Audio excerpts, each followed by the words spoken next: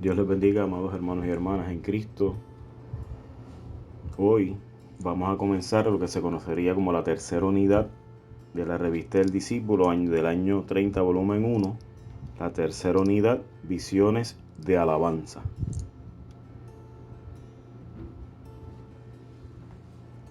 Esta unidad de Visiones de Alabanza consta de 4 lecciones que comparten las visiones de Juan por la victoria final de Dios en el establecimiento de un reino de paz y de justicia.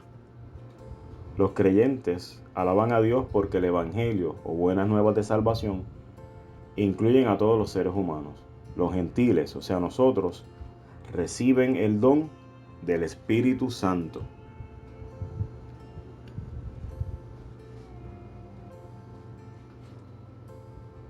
Como todas son relacionadas al libro de Apocalipsis, quise añadir como parte de la introducción a la unidad, una introducción al Apocalipsis.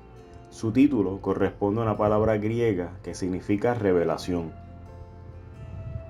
El autor se identifica como Juan, describiéndose a sí mismo como siervo de Dios, uno de los profetas, hermano y copartícipe en la tribulación de los destinatarios del mensaje. Tradicionalmente dicen que es Juan el apóstol, aunque no hay un consenso global. Cae bajo la literatura apocalíptica.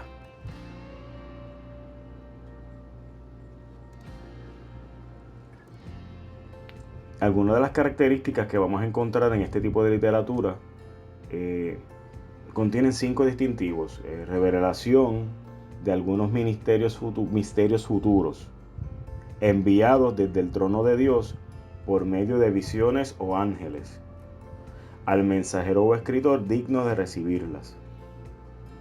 Otra palabra relacionada con esta es apocalipticismo, que define el contexto donde nació la literatura apocalíptica. El apocalipticismo es una creencia religiosa caracterizada por un punto de vista particular de la escatología o final de las cosas y el dualismo. Propone que el fin del mundo está muy cerca y que el bien, o sea Dios, está a punto de vencer al mal, o sea Satanás.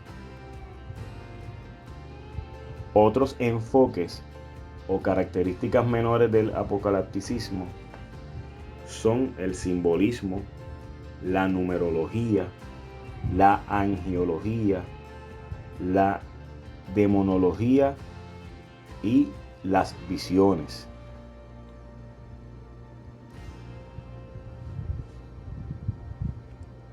El origen formal del apocalipticismo judío se identifica con la fecha cercana al año 160 antes de Jesucristo.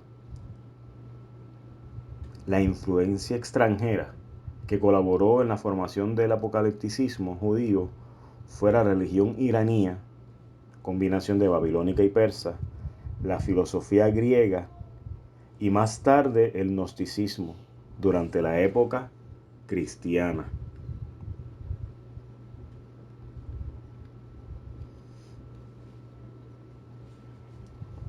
Ahora voy a mencionar unos puntos importantes del apocalipticismo en la Biblia y fuentes extrabíblicas. Estas fuentes se manifestaron mayormente en el libro de Daniel en el siglo II antes de Jesucristo, aunque antes hubo pasajes apocalípticos en Isaías, Zacarías, Joel, Ezequiel, entre otros. Esta literatura era muy conocida entre el pueblo judío, pues eran mensajes codificados esperanzadores que se usaron mucho en la época intertestamentaria o tiempo entre el Antiguo Testamento y el Nuevo Testamento.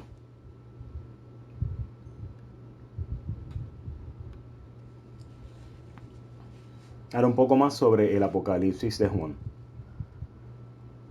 Más allá de ser un libro clasificado como parte de la literatura apocalíptica, el libro de Juan también tiene un carácter profético y epistolar. Juan dirige la carta a las 7 iglesias que están en la provincia de Asia. Pero esta Asia no se refiere a Asia el continente, como lo conocemos hoy, sino como lo conocían los romanos, que dividieron el imperio en provincias y llamaron Asia al oeste de lo que hoy conocemos como Turquía.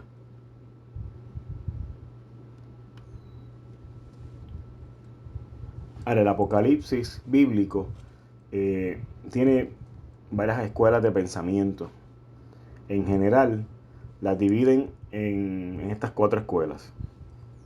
Está la preteristas, interpretan como una descripción de acontecimientos pasados del mal inherente del Imperio Romano del siglo I.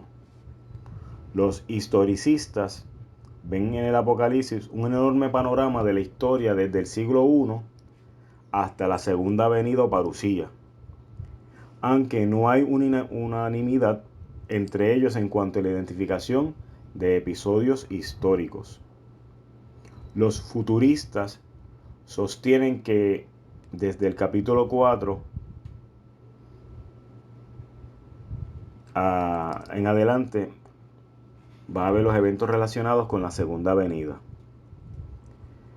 Y finalmente están los idealistas, que consideran primordialmente el propósito de inspirar los cristianos perseguidos a permanecer fieles hasta el fin, y entienden que el lenguaje simbólico de manera no cronológica, no según pasan los eventos, sino como una serie de descripciones del triunfo de Dios en la historia. Es importante mencionar que cada denominación o cada cristiano puede tener no se excluyen una a la otra. Hay estudiosos que entienden que el Apocalipsis de Juan es una mezcla de varias que el propósito primordial es una combinación de estas escuelas de pensamiento. Y como le mencioné, pues cada autor, cada denominación, pues, puede tener su postura.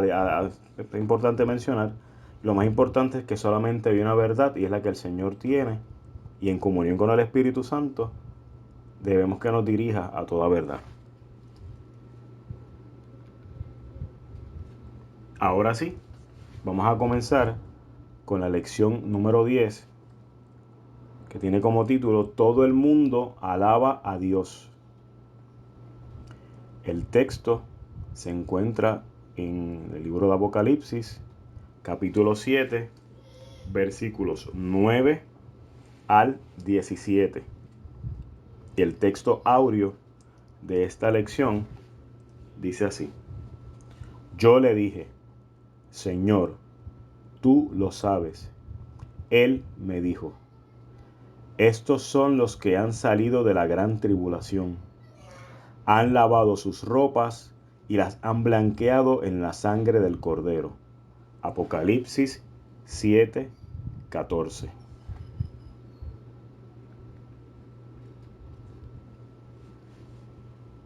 Y esta lección consta de 3 objetivos, los cuales son: el número 1 es exhortar a la comunidad de fe a confiar que Dios está en control, no importa las circunstancias.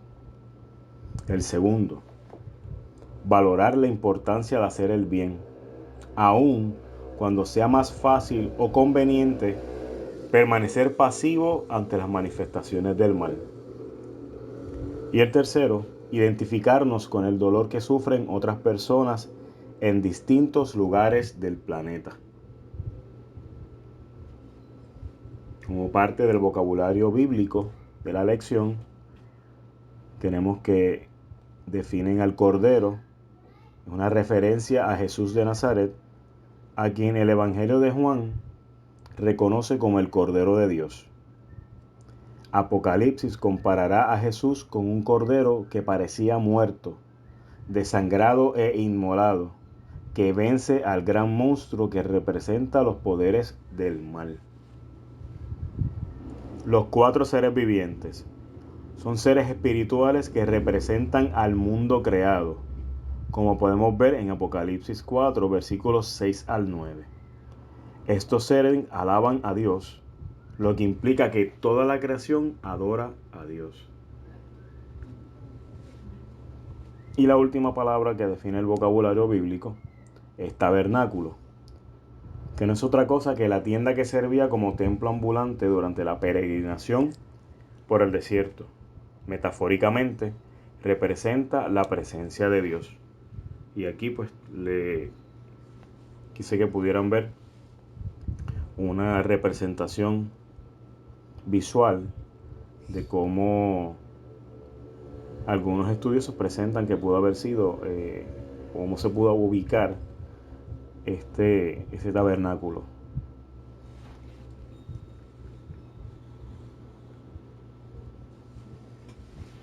Ahora vamos a comenzar con el texto bíblico, como les mencioné. La porción bíblica de esta lección se encuentra en Apocalipsis capítulo 7, versículos 9 al 10. Y vamos a hacer lectura de ellos en la versión popular. Y dice así: Después de esto, miré y vi una gran multitud de todas las naciones, razas, lenguas y pueblos. Estaban en pie delante del trono y delante del Cordero. Y eran tantos que nadie podía contarlos. Disculpen. Iban vestidos de blanco y llevaban palmas en las manos. Todos gritaban con fuerte voz: La salvación se debe a nuestro Dios, que está sentado en el trono, y al Cordero.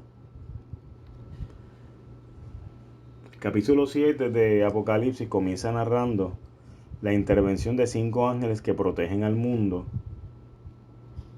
Y Juan, como vidente, escucha el número de las personas selladas: 144,000, 12,000 por cada una de las 12 tribus de Israel.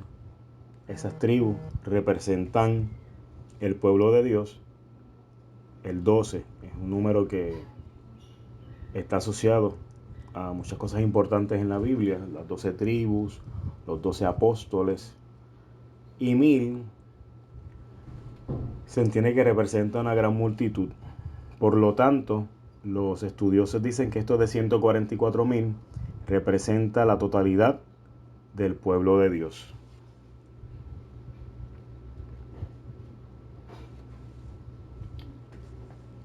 En el versículo 9, Juan ve una multitud con unas características multicultural. O sea, esa multitud era de toda la tierra y nación, imposible de contar, lo cual nos lleva a pensar y a realizar en nuestra mente que la salvación está disponible para todos y todas. Esa multitud estaba vestida de blanco con palmas en las manos. Una multitud victoriosa en Cristo, el Cordero que quitó el pecado del mundo. En el versículo 10 podemos ver un clamor de victoria adorando al soberano Dios y al Cordero.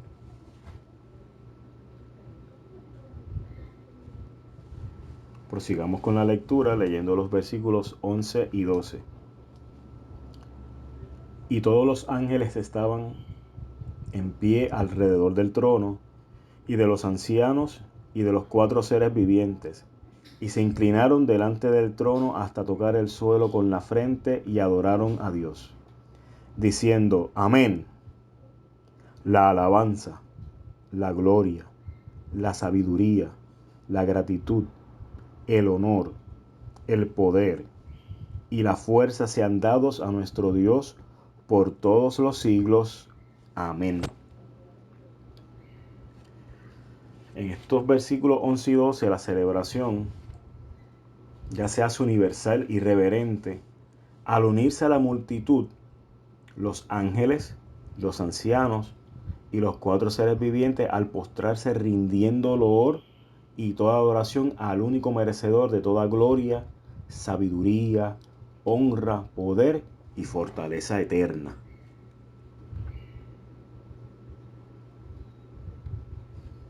Prosigamos con la lectura de los versículos 13 y 14. Entonces uno de los ancianos me preguntó: ¿quiénes son estos que están vestidos de blanco y de dónde han venido? Tú lo sabes, Señor, le contesté. Y él me dijo: estos son los que han pasado por la gran tribulación, los que han lavado sus ropas y las han blanqueado en la sangre del Cordero. Los versículos 13 y 14, uno de los ancianos le revela a Juan que los vestidos de ropas blancas son los redimidos por la sangre del Cordero. Aquellos bienaventurados y no bienaventuradas que murieron siendo perseguidos por causa de Cristo.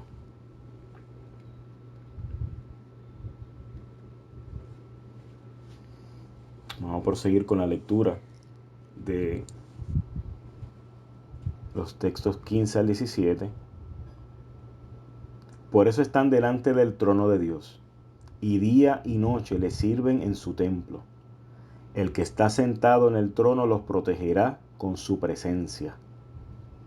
Ya no sufrirán hambre ni sed, ni los quemará el sol, ni el calor los molestará. Porque el Cordero que está en medio del trono será su pastor y los guiará a manantiales de agua de vida. Y Dios secará toda lágrima de sus ojos.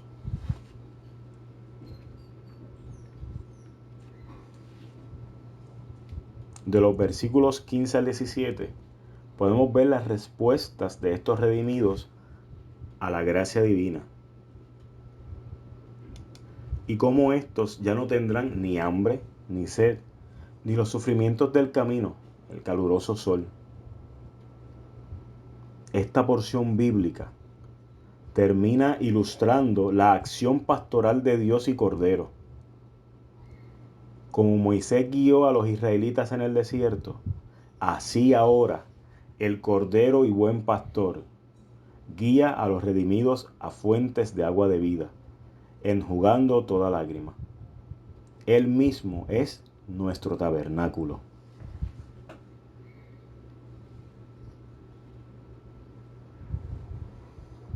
Y de esta lección podemos ver varias aplicaciones o enseñanzas.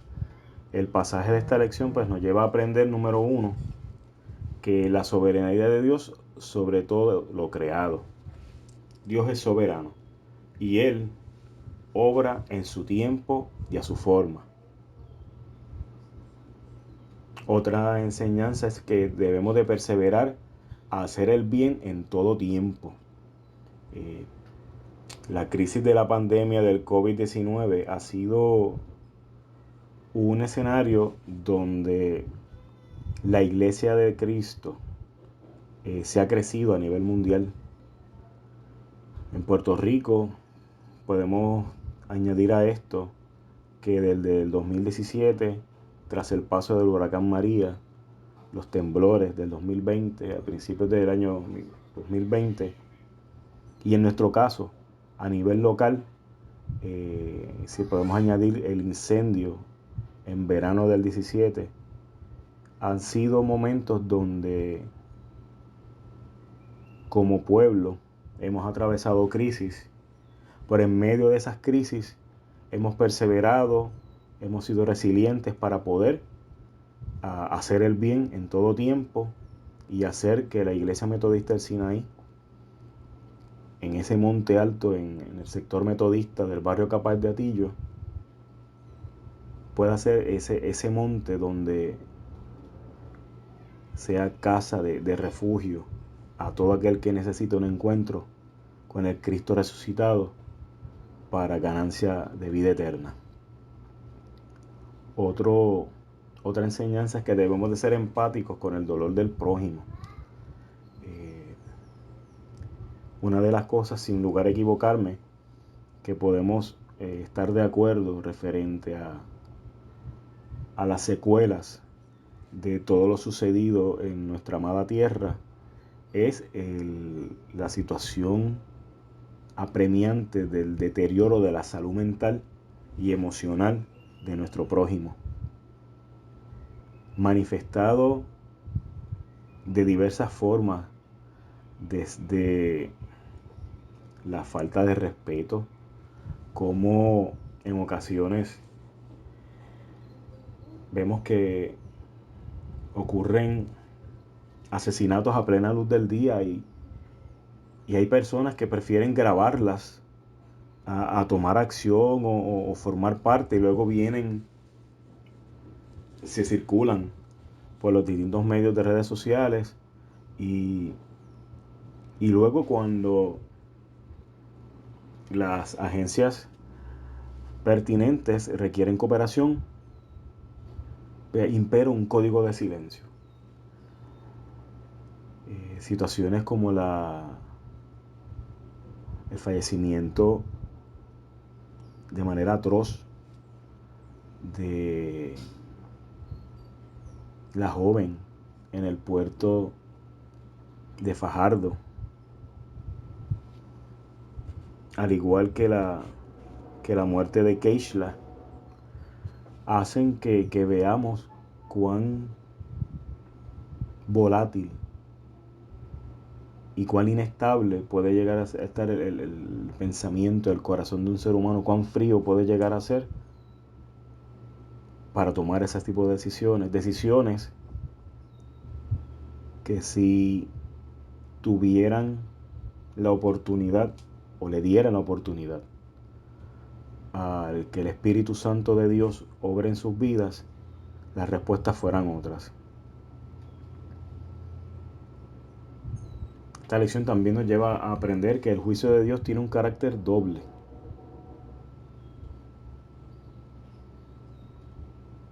Dios, sobre todas las cosas, es amor, pero es juicio. Él es juez. Él es el juez justo. Y en su momento, Él juzgará al mundo. Nos juzgará a cada uno de nosotros. Y aquellos que podamos estar frente a Él,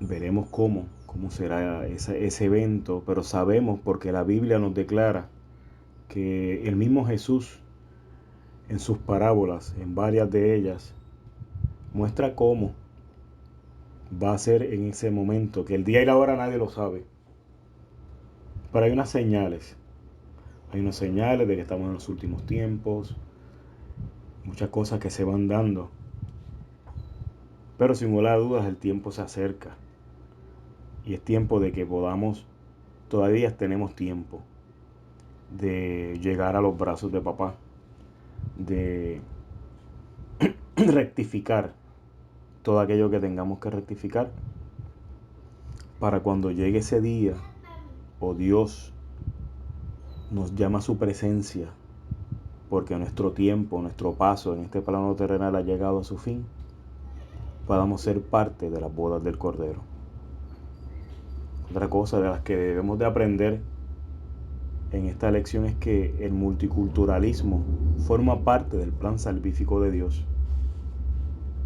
Nunca me cansaré de decir, por experiencia personal, cuando hace varios años atrás atravesé el valle de sombra de muerte por la situación de salud del cáncer, que en el reino de los cielos no hay parcelas. Somos nosotros los seres humanos los que, por diferencias en interpretaciones, diferencias en la aplicación, se han hecho denominaciones, pero Dios es solo uno y Él viene a buscar a su iglesia.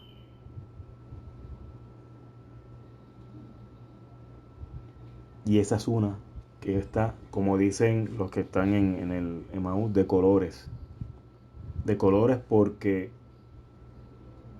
así lo determinó Dios.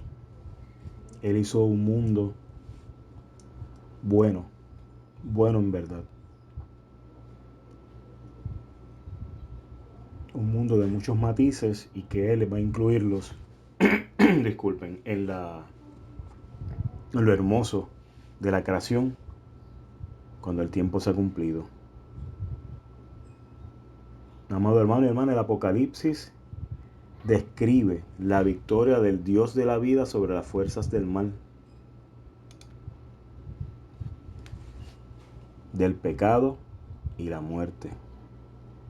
La verdadera batalla la ganó Jesús en la cruz del Calvario hace más de 2000 años y nos regaló la salvación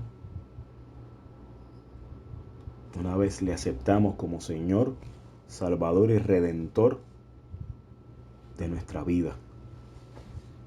Solo nos falta confesarle con nuestra boca. Pasemos a los puntos de resumen de la lección. Y estas son que debemos de exhortar a las personas de fe a confiar que Dios está en control de la historia, tanto de la suya a nivel personal como la del mundo a nivel general. Debemos perseverar en nuestro empeño de hacer el bien en cualquier momento y en cualquier situación. Nunca olvidaré cómo en mi época de estudiante en Mayagüez, tras el paso del huracán George, el alcalde de Mayagüez se desbordó en ir a ayudar al pueblo para llevarse la sorpresa que cuando regresó había perdido su hogar.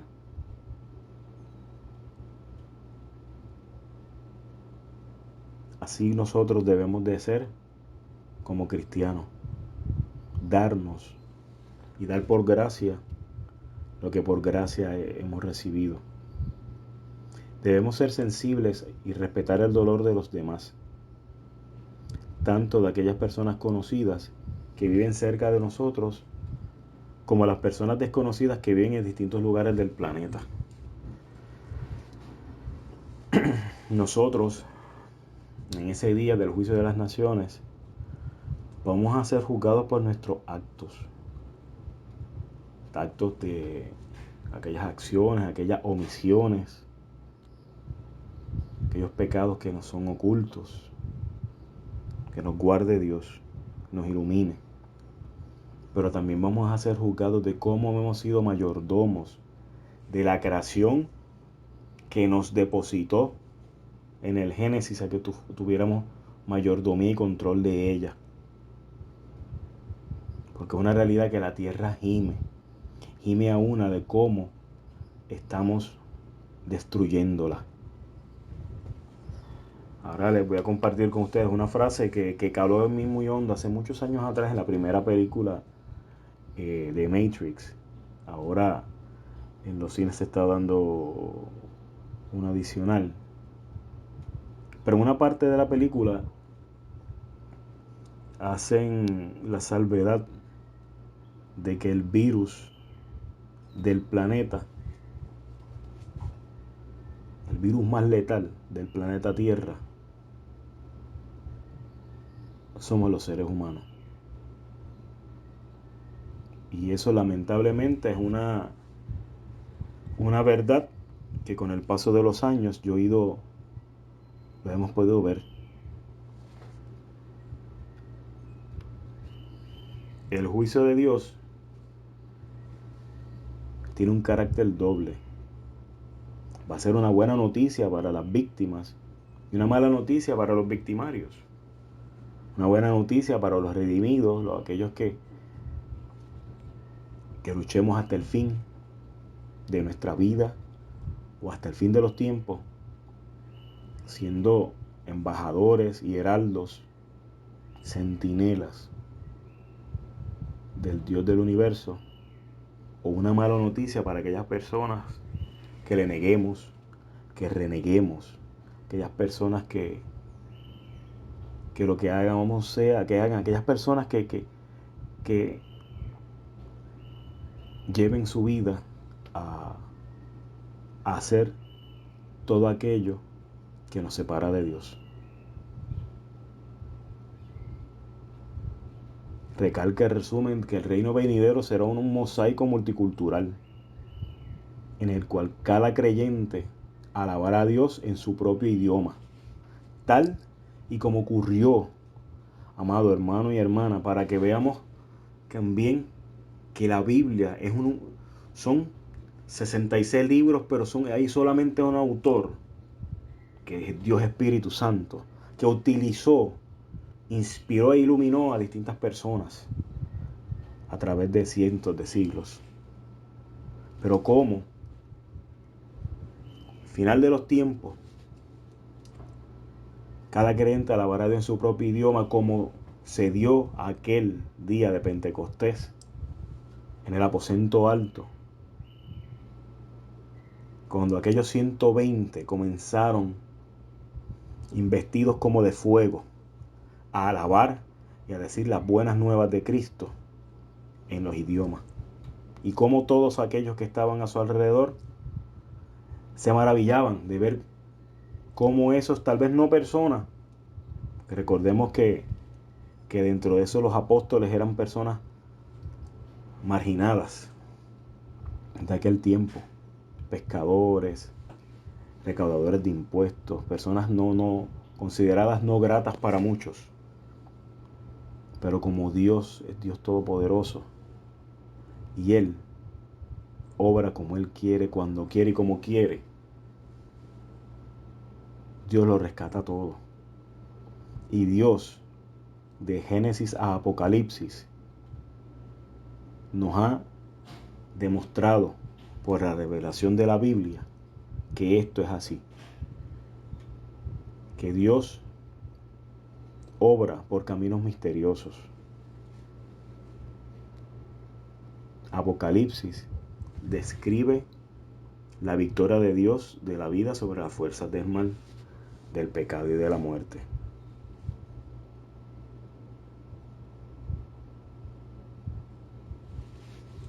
Debemos de mantenernos firmes en Él. Que atravesamos aflicciones, seguro que sí.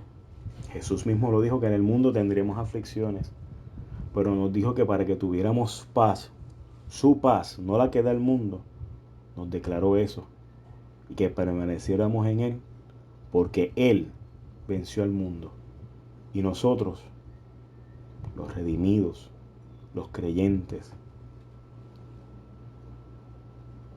debemos de permanecer en Él, atados a Él, que es nuestra vid y nosotros los pámpanos, para que podamos dar fruto bueno y abundante, conforme a sus riquezas en gloria y al propósito que tiene para cada uno de nosotros. Que diariamente, amado hermano y hermana, aún atravesando este proceso de distanciamiento físico y separación temporal, tengamos siempre presente que la iglesia no es el templo que tiene que permanecer cerrado, templo de cemento, para cumplir con nuestro labor civil, cumplir con los designios, para poder permanecer en salud en este plano terrenal. La iglesia eres tú, la iglesia soy yo. Y donde quiera que vayamos, en el nombre de Él, donde quiera que pisemos, será un lugar santo, santo, santo, como recibió Moisés su visión, su experiencia sobrenatural frente a la zarza ardiente que no se quemaba. Ahora les pido que para finalizar la lección leamos juntos la oración. Y dice así: Santo, santo, santo Dios, Señor con autoridad y poder, te alabamos por todas tus bondades. Gracias, Señor, por la bella imagen de la comunidad de personas redimidas. de toda lengua y de toda nación. Gracias por tu invitación a formar parte de esa comunidad de fe que te alabará por la eternidad. Gracias, Señor. Te damos en el nombre de Jesús. Amén. Hermanos, que el Señor les bendiga rica y abundantemente. Continuemos conectados a la palabra de Dios, estudiando su palabra, aprovechando al máximo la revista, las lecciones, visitando diariamente la Sagrada Escritura para que podamos crecer en Él y vivir para Él. El Señor les bendiga.